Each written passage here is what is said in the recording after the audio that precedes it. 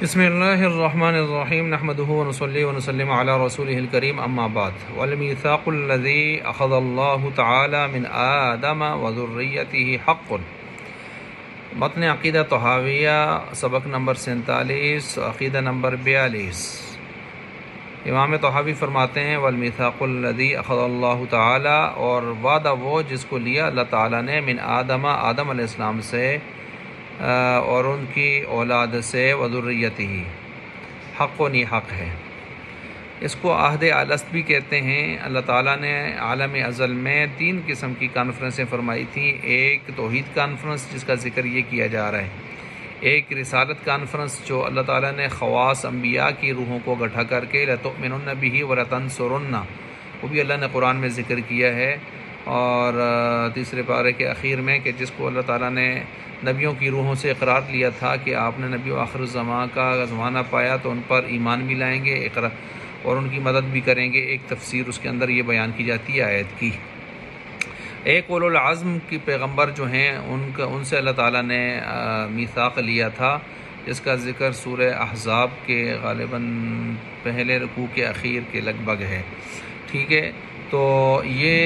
3 قسم کے میثاق، اس میں سے جو میثاق عہد الست اور میثاق ربوبیت اور اقرار ربوبیت کا جو میثاق ہے اس کا ذکر یہاں پر کیا جا رہا ہے۔ چنانچہ قرآن کریم سورہ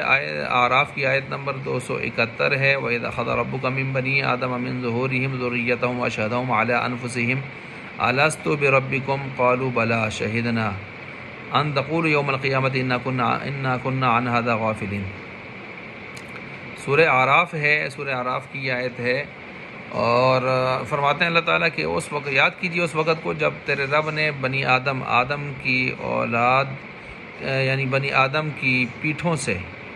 من بنی آدم من ظہورہم، تیرے رب نے بنی آدم کی پیٹھوں سے ان کے اولاد کو جو ہے نکالا اللہ تعالیٰ نے، اور وَأَشْهَدَهُمْ، اور اقرار کروایا ان سے، علی انفسہم، ان کی جانوں پر، الست بربکم، کیا نہیں ہوں میں تمہارا رب؟ قالوا، کہنے لگے، بلا شہدنا، بلا کیوں نہیں، ہم اقرار کرتے ہیں، ان تقولوا یوم القیامت انا کنا عن ھذا غافلین،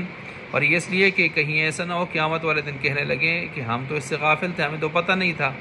تو اللہ نے عالم ازل میں دنیا میں لانے سے پہلے ہی روحوں سے اقرار کروا لیا تھا، سب نے یک زبان ہو کر کہا تھا کہ ہاں آپ ہی ہمارے رب ہیں، یہاں تک کہ فرعون، قارون، حامان، شداد، ابو جہل، سب نے بھی اقرار کیا تھا کہ رب صرف اللہ تعالیٰ ہی ہیں۔ گویا یہ اللہ کو رب ماننا، معبود ماننا،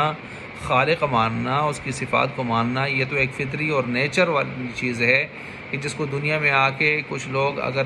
معاذ اللہ مسخ کرنے کی کوشش کرتے ہیں، لیکن یہ چیز تو اسی وجہ سے کہتے ہیں نا، حدیث میں آتا ہے کل مولود یولد علی فطرتہ،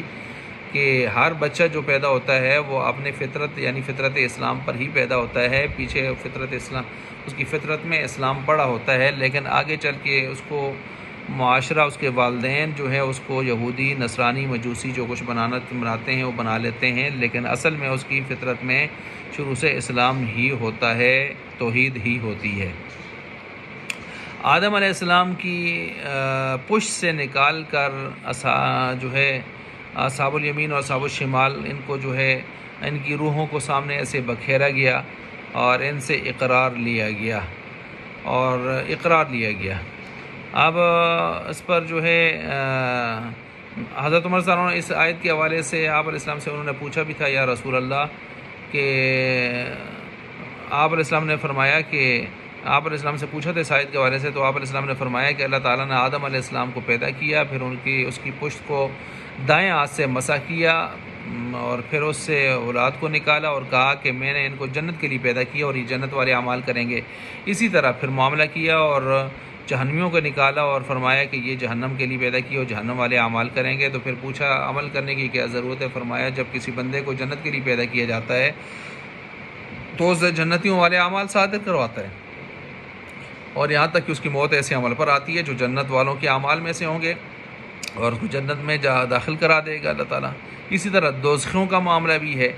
لیکن اس کی بات اصل اس کو جو ہے وہ آپ پیچھے بھی پڑھ چکے ہیں کہ اللہ تعالیٰ نے اگر کسی کو جنتی لکھوایا ہے یا جہنمی ماں کے پیٹ میں 4 مہینے پورے ہونے پر، تو وہ اصل میں دنیا کا ریکارڈ اللہ تعالیٰ نے وہاں لکھوایا ہے، جو دنیا کا ریکارڈ اس نے آ کے اپنے اختیار سے اس سلسلے کو آگے چلانا تھا، تو وہ اللہ تعالیٰ کے علم میں تھا، اللہ نے وہ وہاں پر لکھوا دیا ہے۔ ایسا نہیں کہ اللہ نے اپنی مرضی سے خود جو ہے کسی کو جنتی یا جہنمی ڈکلیئر کر دیا ہے، ایسے نہیں ہے، ایسے نہیں ہے۔ اچھا جی، یہ چند باتیں ہوگی۔ اب اس عہد کو یاد دلانے کے لیے پھر اللہ تعالیٰ نے انبیاء بھیجے، رسول بھیجے، کتابیں بھیجیں، صحیفے بھیجے اور یاد دہانیاں کروائیں کہ دیکھو تم وہاں پر سب نے مانا تھا تو یہاں پر بھی ماننا پڑے گا۔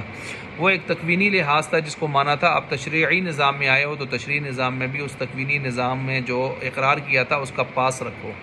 لیکن بہت سارے ایسے ہوئے جنہوں نے اس کا پاس نہ رکھا اور منکر ہو گئے۔ آج بھی دنیا میں اگر 8، 9، 8.5 ارب انسان ہیں تو اس میں زیادہ سے زیادہ 1.5، 2 ارب یا 2 ارب مسلمان اسلام کا دعویٰ کرتے ہیں، باقی سارے کفر میں ہی ہیں اور انکار میں ہی ہیں۔ لیکن فطری طور پر یہ چیز تو اللہ کی وحدانیت والا سلسلہ اندر پڑا ہوا ہے کہ جتنا بھی انسان اپنے آپ کو مسخ کر لے فطرت کو،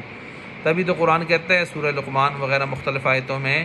کہ وَلَئِن سَأَلْتَهُم مَّن خَلَقَ السَّمَاوَاتِ وَالْأَرْضَ لَيَقُولُنَّ اللَّهُ۔ آپ ان کفار سے بھی پوچھئے کہ کون ہے زمین و آسمانوں کا خالق، تو یہی کہیں گے اللہ ہے۔ تو فطری طور پر تو یہ چیز ان کے اندر موجود ہے، لیکن دنیا کے اندر آ کے اپنے مفادات کی خاطر اور کچھ تعصب اور جہالت اور ضد اور بدقسمتی محرومیت ایسی ہو گئی کہ انہوں نے اس کا اقرار کا بھی انکار کر دیا۔ تو اب اس حکمت میثاق کی حکمت کیا ہو سکتی ہے؟ ایمان اور توحید سے غفلت کا دعویٰ انسان نہیں کر سکتا۔ یہ کہے مجھے معلوم ہی نہیں تھا، تو یہ ایک فطری چیز ہے انسان کی توحید والا معاملہ۔ اس لیے پیچھے گزرا تھا العقل والرسول الاصغر، اگر کسی آدمی کے پاس بڑے رسول نہ بھی پہنچے ہوں، نہ اس کے پاس اسلام کی دعوت نہ بھی پہنچی ہو، پہاڑوں کی چوٹی پر جو ہے چوٹیوں پر اس نے اپنے وقت گزارا ہو، زندگی پوری کی ہو، تو اس کے ذہن میں اگر توحید کا کسی وقت خیال آیا ہو کہ دیکھو یہ چھوٹے سے چھوٹا کام بھی کرنے کے بغیر نہیں ہوتا، تو اتنی بڑی کائنات کیسے خود بخود بن گئی، کوئی تھا جس نے بنائی اور وہی ہے جو اس کو چلا رہا ہے، اتنا تصور بھی اس کے توحید کے لیے کافی ہوگا، اس کی بخشش و نجات کے لیے کافی ہو سکتا ہے۔ ساتھ اس آیت سے یہ بھی پتہ چلا اس میثاق والے معاملے سے کہ کفر و شرک میں آبا کی، اپنے آبا و اجداد کی تقلید کا دعویٰ یہ غلط ہے، کیونکہ اللہ تعالیٰ نے انسان کو توحید کا اس سے اقرار لیا ہوا ہے، اسی اقرار پر اس کو آگے چلنا ہے، جو فطرت کے اندر موجود ہے اس کو لے کے آگے چلنا ہے۔